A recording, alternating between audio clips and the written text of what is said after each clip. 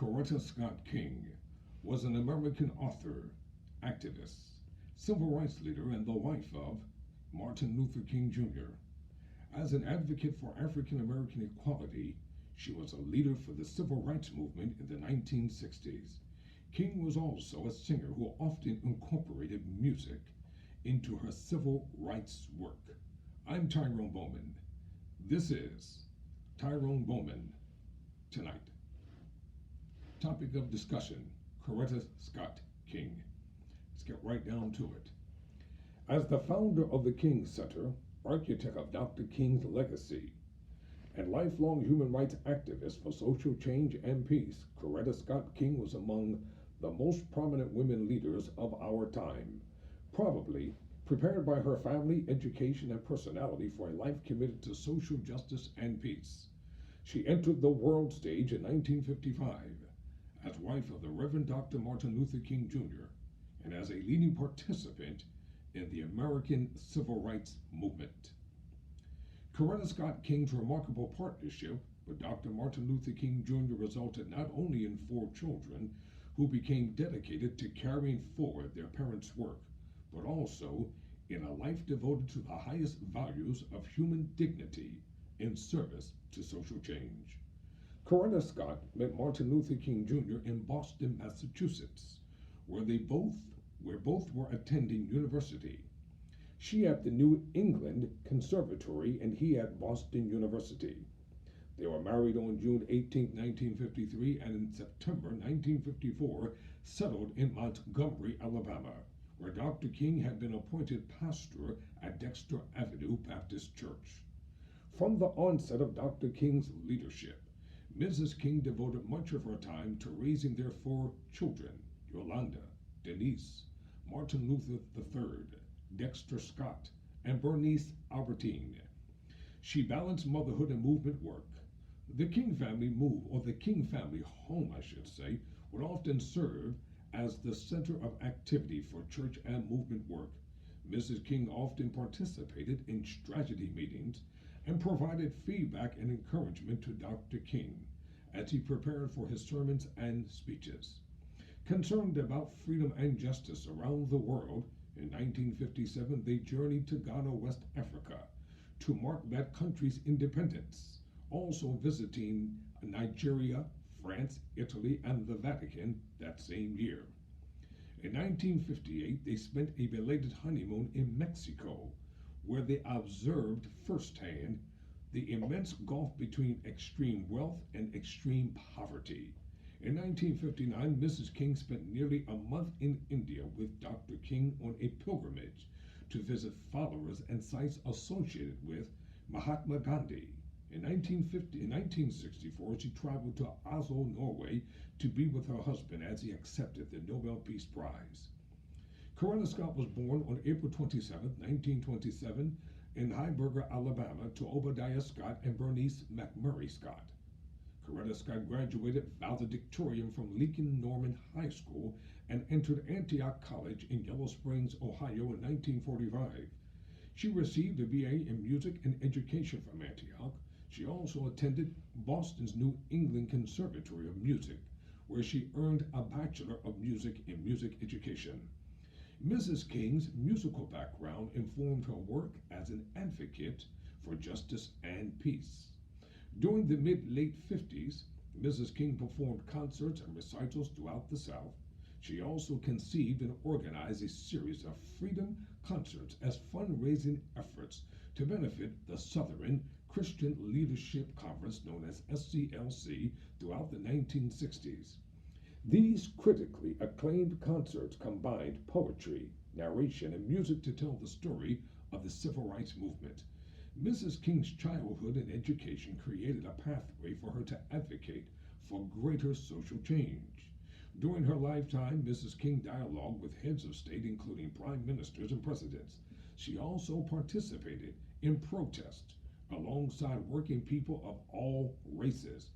She traveled throughout the United States and the world speaking out on behalf of racial and economic justice, women's and children's rights, gay and lesbian, dignity, religious freedom, gun control, the needs of the poor and homeless.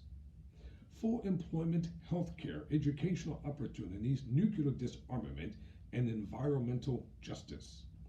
In 1974, Mrs. King formed a broad coalition of over 100 religious, labor, business, civil, and women's rights organizations dedicated to a national policy of full employment and equal economic opportunity. She served as co-chair of both the National Committee for Full Employment and the Full Employment Action Council. In 1983, she brought together more than 800 human rights organizations to form the Coalition of Conscience, sponsors of the 20th anniversary March on Washington. During this march, the primary legislative focus was the passage of the King holiday. In 1987, after Reverend Hosea Williams and a group of marchers were attacked by white Klansmen and racists while leading a march through the all-white Forest County, Georgia, Mrs. King helped lead and organize a national mobilization against fear and intimidation in Forest County. With the involvement of the King Center, a multiracial commission started working together to create a more open and inclusive community. These efforts led to a more racially diverse Forest County. In 1988, she reconvened the Coalition of Conscience for the 25th anniversary of the March on Washington. In preparation for the Reagan-Gorbachev talks in 1988, she served as head of the United States delegation of Women for a Meaningful Summit in Athens, Greece. In 1990, as the Union of Soviet Socialist Republics were redeeming itself, Mrs. King was co-convener of the Soviet American Women's Summit in Washington, D.C. Coretta Scott King spoke at many of history's massive peace and justice rallies. She served as a women's strike for peace delegates to the 17-Nation Disarmament Conference in Geneva, Switzerland in 1962. She was the first woman to deliver the Class Day address at Harvard in 1968, and the first woman to preach in a statutory service at St. Paul's Cathedral in London in 1969. Even prior to her husband's public stand against the Vietnam War in 1967, Mrs. King functioned as a liaison to peace and justice organizations. Mrs. King tirelessly carried the message of nonviolence and the dream of the beloved community to almost every corner of our nation and globe. She led goodwill missions to many countries in Africa, Latin America, Europe, and Asia. She led her support to pro-democracy movements worldwide and communicated with many world leaders, including Corazon Aquino, Corazon Aquino, President of the Philippines from 1986 to 1992, Kenneth Kaunda, First President of Zambia from 1924 until 2021, and Nelson Mandela. She also met with many great spiritual leaders, including Pope John Paul, the Dalai Lama, Dorothy Day, and Bishop Desmond Tutu. I'll be talking about Dorothy Day in a separate video. Her story is very, very interesting. She witnessed the historic handshake between Prime Minister Yitzhak Rabin and Chairman Yasser Arafat at the signing of the Middle East Peace Accords. She was a strong advocate and spokesperson for the movement to abolish apartheid in South Africa. Along with her daughter Bernice and son Martin III, Mrs. King was arrested for demonstrating in front of the South African Embassy in Washington, D.C. After the fall of apartheid, with the support of and funding from the United States Department, under Mrs. King's leadership, the King Center trained 300,000 new South African voters on the principles of nonviolence in preparation for the country's first multiracial election. She then stood with President-elect Nelson Mandela in Johannesburg when he became South Africa's first democratically elected president. A woman of wisdom, compassion, and vision, Coretta Scott King worked to make ours a better world and in the process made history. Following Dr. King's death on April 4th, 1968, Mrs. King acted upon her vision to preserve the places, writing speeches and sermons, as well as the works associated with Dr. King. On June 26, 1968, Mrs. King founded the Martin Luther King Jr. Memorial Center as a nonprofit to serve as the official living memorial to the life, work, and legacy of her husband. In 1978, the King Memorial Center changed its name to the Martin Luther King Jr. Center for Nonviolent Social Change Incorporated, commonly referred to today as the King Center, with the objective of providing programs and training in Dr. King's philosophy and methodology of nonviolence.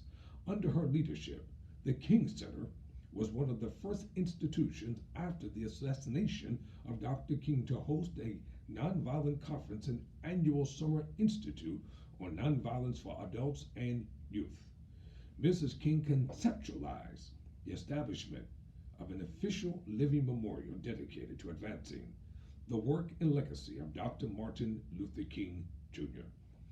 Mrs. King's vision focused on the construction and development of the King Center campus, the acquisition and restoration of the King Birth Home, the promotion and preservation of Ebenezer Baptist Church, and the rehabilitation and development of the 23-acre neighborhood. She was a pivotal force in the establishment of the King National Historic Site, which was redesignated in 2017 as the Martin Luther King Jr. National Historical Park, the first named after African American in the state of Georgia. Mrs. King lobbied for the enactment of legislation designating the King Center's Freedom Hall complex, including the Chapel of All Faiths, the Eternal Flame, Freedom Walkway, Exhibition Hall, archive programs, an administration building, and the King Crypt within a reflecting pool, Ebenezer Baptist Church, and the larger historic Sweet Auburn community as a National Historic Site and Preservation District. As early as 1967, Mrs. King's initial vision encompassed preserving the papers of Dr. Martin Luther King Jr., which would become the Library Documentation Project. The documentation project consisted of the Dr. Martin Luther King Jr. documentation project consisted of the voluminous files and books of Dr. King and materials relevant to his life and work. This effort was later expanded to the King Library and Archives, which included the acquisition, promotion, and preservation of information relevant to organizations and individuals in the American Civil Rights Movement. Due to Mrs. King's vision and efforts, there exists today the compilation of the largest repository of primary source materials on Dr. King and the American Civil Rights Movement in the world, which provides important links to the accurate understanding of this period in history. These primary source records are housed in the King Library and Archives at the King Center, where students, scholars, authors, journalists, and filmmakers throughout the world come to conduct research. Beyond establishing the King Center as one of the greatest legacy contributions, Mrs. King spearheaded the massive educational and lobbying campaign to establish Dr. King's birthday as a national holiday. The King holiday is the only federal service holiday in the United States. After the passage of the King holiday, Mrs. King requested the establishment of a Martin Luther King Jr. Federal Holiday Commission, which Congress enacted in 1983 to provide oversight and bring unity to the celebrations across the nation. She chaired the commission for its duration.